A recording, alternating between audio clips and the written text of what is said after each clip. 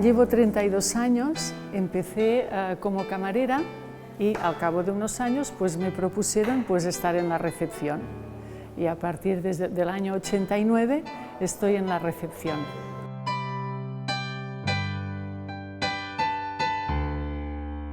Hay muchas zonas nobles del hotel que realmente me encantan, ¿no? Pues el espacio exterior, el gran jardín y el poder pasear por tanto espacio y pues, bueno, pues, su zona ajardinada.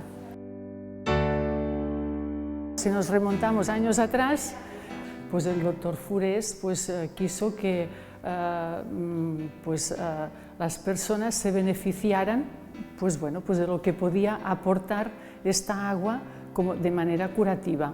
Un baño de agua termal, las duchas de agua termal, pero luego ya ha ido cambiando. Entonces, más tratamientos como relajantes, como el tema de masaje, y luego pues como a veces ya tratamientos pues más novedosos, ya como hacemos masajes pues que ahora están como de más actualidad, ¿no? Antiguamente, años 50, 60, 70, se hacía baile el sábado por la noche. Entonces, pues en aquella época pues los clientes participaban muchísimo y les gustaba. Sí, se lo pasaban bien.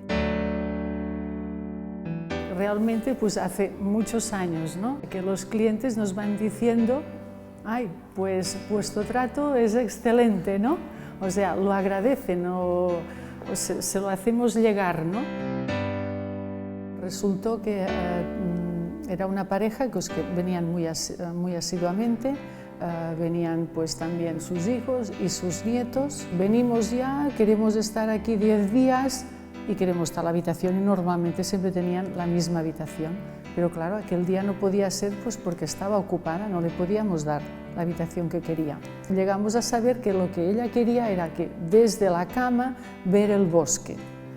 Entonces pues tuvimos que darle unas cuantas llaves de habitación y que ella pues iba probando las camas de 2 o 3 habitaciones para que ella pudiera ver el bosque pues desde la cama de la habitación. Todos los clientes pues si podemos tenemos que darles la petición que nos hacen.